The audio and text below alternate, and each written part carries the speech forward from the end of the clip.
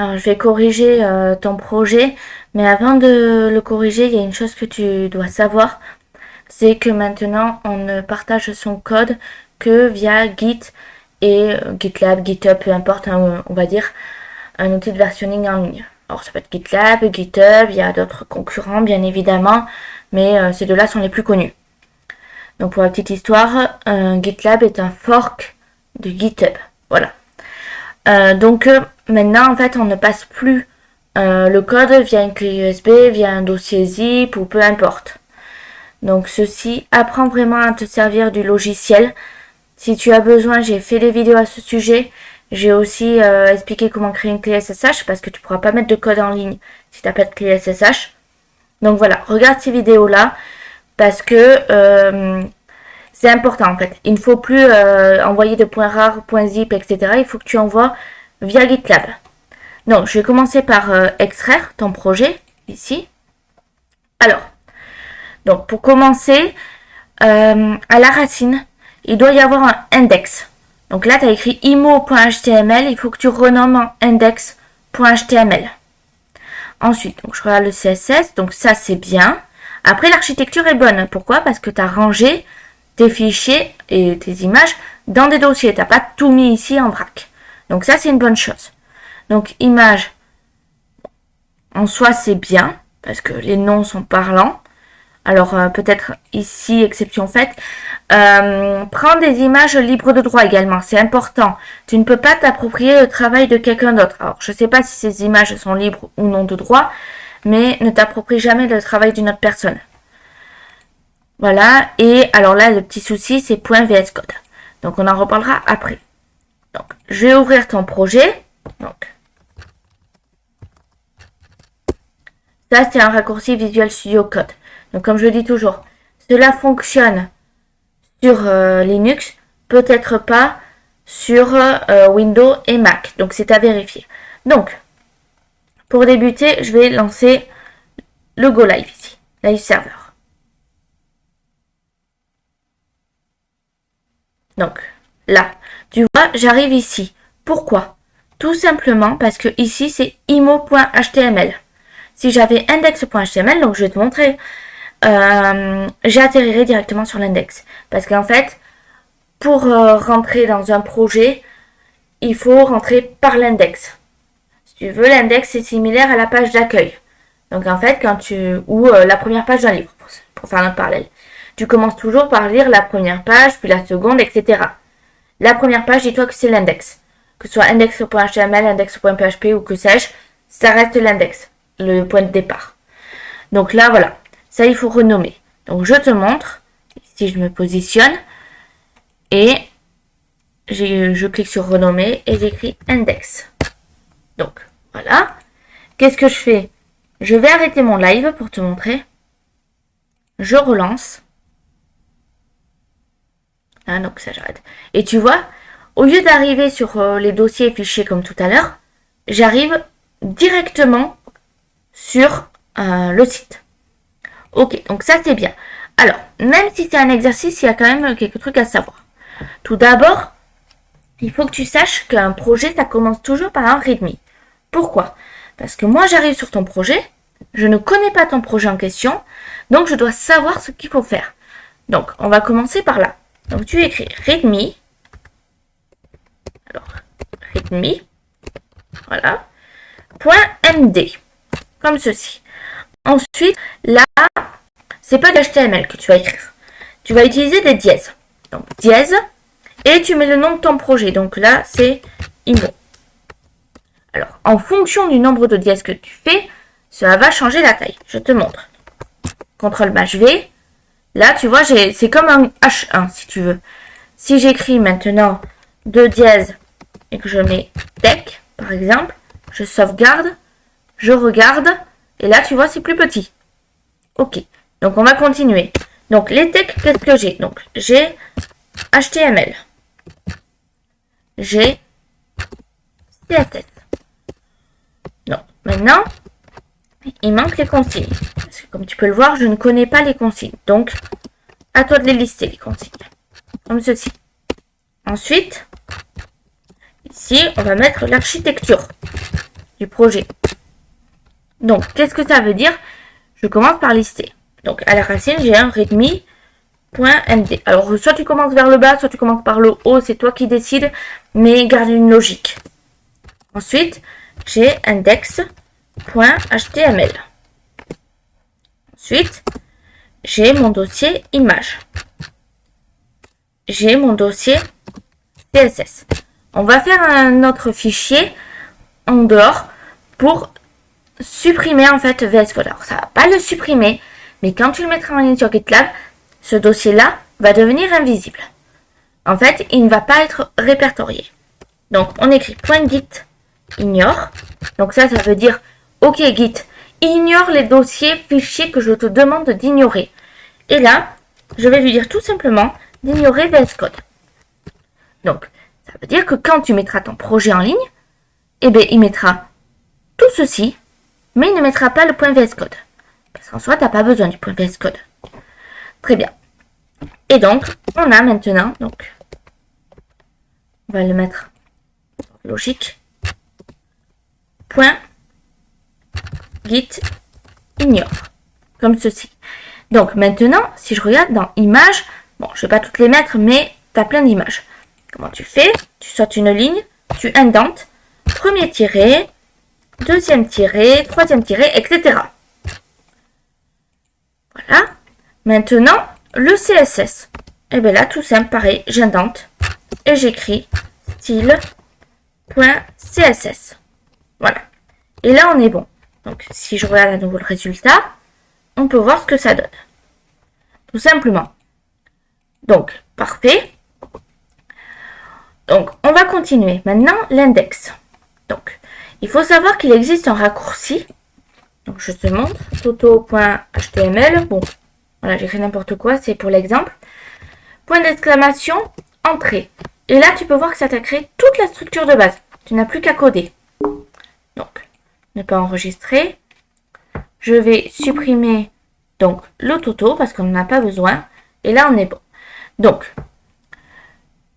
moi, je te conseille de mettre ton style en dessous. Donc, ça, je l'enlève et je le mets en dessous. Ensuite, ce qu'il faut savoir, c'est qu'il faut éviter les lignes où il n'y a rien d'écrit. Donc, d'abord, CTRL-A, CTRL-I. Alors, il y a d'autres raccourcis qui existent, mais ça, c'est un raccourci pour quand tu as Prettier d'installer. Alors, là, moi, il a décidé d'en faire que sa tête, mais CTRL-I. Bon, Prettier ne marche pas, mais Prettier, ça permet de bien indenter correctement le code. Donc, ici, donc là, c'est très bien. Donc, je conseille quand même de mettre // plutôt que directement /. Par contre, ton chemin reste juste ici. Pareil ici, /. Alors là, c'est bien, mais ton code n'est pas bien indenté. Ici, donc, on met les divs en face des divs. Donc, image, et là, tu as une div qui traîne. Donc, ça veut dire que cette div ferme celle-là et celle-ci ouvre l'autre. Comme ceci. Tu vois, quand ton code est mal indenté, après c'est difficilement lisible. Voilà. On continue. Alors, autre chose aussi, homme, ce n'est pas suffisant. Après, tu n'es pas obligé d'écrire dans le alt en anglais. Donc, si on regarde ce que ça donne, icône homme, ici, ok, on voit une icône de maison. Donc, tu peux écrire directement. Alors déjà, c'est une icône de maison, c'est pas une maison, donc c'est pas la même chose. Icône maison, vert, par exemple. Allez, de couleur vert. Voilà. Donc, pareil, là, c'est très bien. Là, tu as logo. Alors, pardon, ici. Logo de quoi? On ne sait pas. Une personne aveugle, en fait, il faut que ton site soit accessible aux personnes ayant des handicaps. Le premier pas, c'est de le rendre accessible pour des personnes aveugles. C'est-à-dire que les personnes aveugles ont des logiciels vocaux. Et donc, si tu passes sur une image, l'image, en fait, ça va lire ce qui est écrit dans le alt. Donc, si tu n'écris rien, ça ne va rien dire. Si tu écris logo, ça va dire logo, logo, logo. Et la personne ne sera pas plus renseignée que s'il n'y avait rien écrit. Donc là, tu vois, tu as écrit logo tornado. Très bien. Donc, tu peux écrire logo avec une image de tornade, virgule, un texte avec écrit, pas de guillemets, tornado. Donc si tu continues, tu peux continuer, etc. Voilà. Là, je sauvegarde. Et là, tu vois, la personne, elle va savoir ce que je veux dire. Donc là, c'est pareil, en fait. Ici et partout ailleurs. Il faut que tu rendes ton site accessible. Indente vraiment bien ton code, c'est important. Alors là, tu vois, tu as écrit des espaces. Tu n'en mets pas. Ensuite, c'est un email ici. Donc, si on regarde et qu'on écrit HTML mail cliquable, comment faire un lien mail to? Alors, à quoi ça sert un mail to? Tout simplement, ça va rendre le mail cliquable. Donc, on va cliquer directement et on peut envoyer immédiatement un mail. Pas la peine de se rendre dans sa boîte mail. Donc là, comment ça fonctionne? J'ai juste copié-collé ce qu'il y avait écrit sur le site. Je mets un espace. A. Href. Je recopie en fait ce qu'il y a d'écrit. Égal. Je prends le mail ici.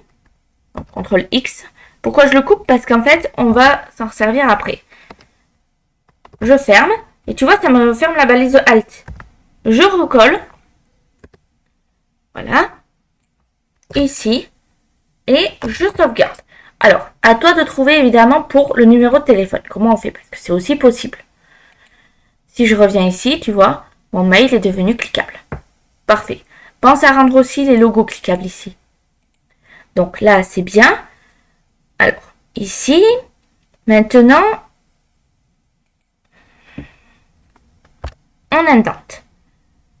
Toujours indenté. Donc là, j'indente à la main comme ceci. Là, tu vois, j'ai ouvert une div. Donc, j'indente encore. Là, j'ai une ligne en trop. Je la supprime. Alors, ce que je dis, ça peut paraître très logique, mais c'est très important de bien indenter son code pour la lisibilité. Voilà. Là, je supprime et j'indente à nouveau. Donc, ici, tu remarques que j'arrive, il y a une div en trop. Ou alors, tu as une div ouverte et tu réouvres sur une section. C'est pas très logique. Donc là, celle-ci, on l'enlève. Section, donc div, très bien. Là, c'est bien indenté. Donc pareil, ici, je te conseille de mettre ./. Alors, piscine de quoi? C'est toujours pareil. Décris tes images. Voilà.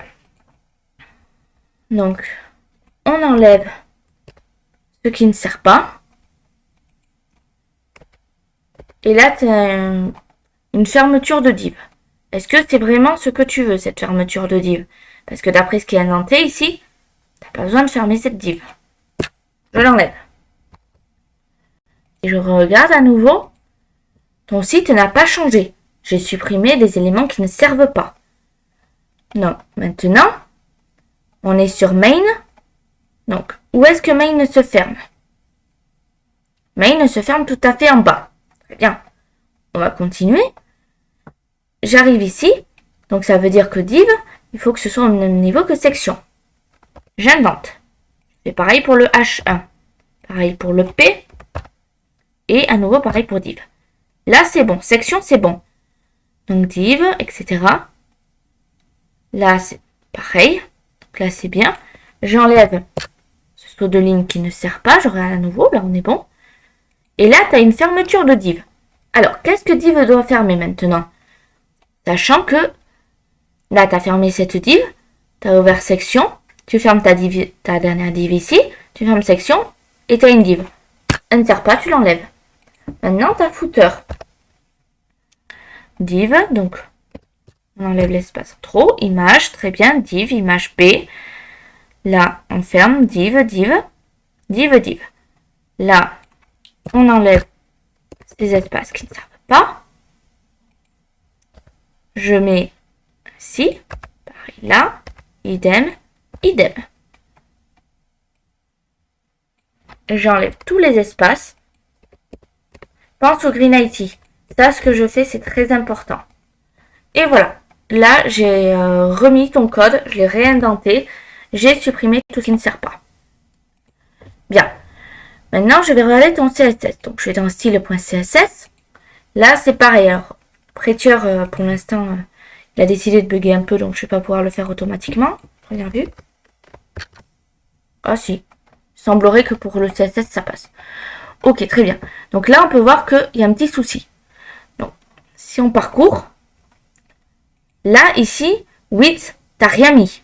Donc, si ça ne te sert pas, tu l'enlèves, tu le mets pas.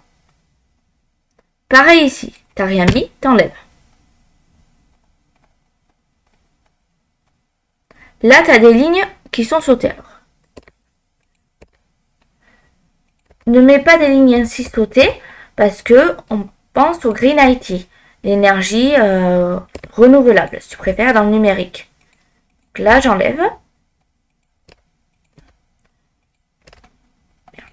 Alors, on va parler des noms aussi, qui sont importants. Là. Très bien. Là, j'ai une ligne en trop encore. Là. Là, parfait. Donc, on est bon.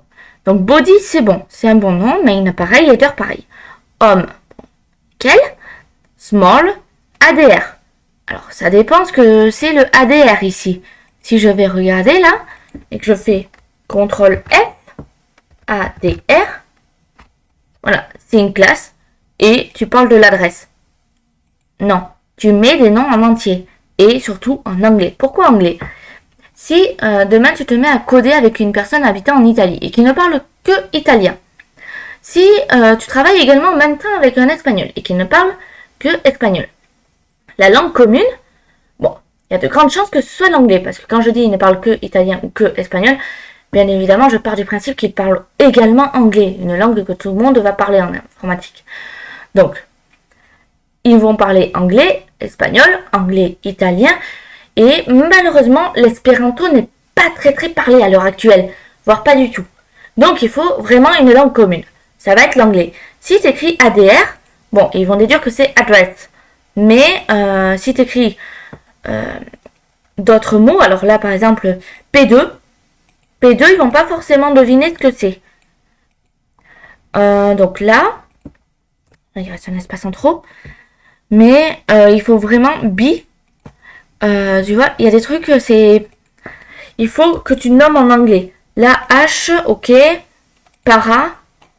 T'as plein de petits mots, en fait, où... donc, la clé. Non, pas d'accent sur clé. Alors, je sais pas où est son mot. Donc, clé. Donc, comme ceci. Et là, tu enlèves l'accent. Jamais d'accent, jamais d'espace. Voilà. La voiture, on ne sait pas ce que c'est. Enfin, bon. Moi, en anglais, ça serait car, tu vois. Alors, quand je dis jamais d'accent, ça veut dire que bon, là, je veux créer un nouveau dossier. Je n'écris pas mon super HTML. Bon, j'exagère, hein, mais c'est pour l'idée. Parce que là, ça va pas. Tu as deux possibilités. Donc, je vais renommer. Soit, alors, je vais le supprimer, je vais refaire. Soit tu fais mon underscore super underscore HTML. Donc, ce que j'explique, ça vaut aussi pour les fichiers, etc. Soit tu écris mon super HTML, comme ceci. Tu as le choix, c'est l'un ou l'autre. À toi de voir ce que tu préfères. Donc, ça veut dire qu'ici aussi, tu ne mets pas d'accent. Parce que c'est sensible à la casse. Donc là, on est bon. Alors, ça, c'est bon, c'est très bien. Si je fais inspecter ici, à quoi ça sert à inspecter? Ça va permettre de regarder si c'est accessible ou non sur mobile, sur tablette, sur ordinateur, etc. Donc, si je mets mobile S, bon, on peut voir que tout rentre dans la page. Par contre, c'est un peu petit. Donc, ça veut dire qu'il faudrait tirer sur les côtés et que tes trois images là soit l'une en dessous de l'autre. Pareil pour les services, tu pourras en mettre deux, puis deux en dessous l'un de l'autre. Voilà, et là j'ai l'impression que ça se chevauche. J'enlève. Oui, ça se chevauche. Donc voilà, bon. Après, si tu n'as pas vu, ce n'est pas grave. Tu le verras plus tard. Donc là, pareil. Là, c'est bien. Ça commence à devenir lisible. Si je fais ordinateur portable, là, ça se chevauche toujours un peu. Si je fais ordinateur portable L, c'est la taille qu'on a actuellement. Donc voilà. Essaie de regarder comment rendre responsive. Tu as Bootstrap qui permet de le faire. Regarde Bootstrap, regarde ce que tu peux faire avec. Donc sinon, c'est très bien. Pour moi, c'est bon. C'est du bon travail. Continue comme ça.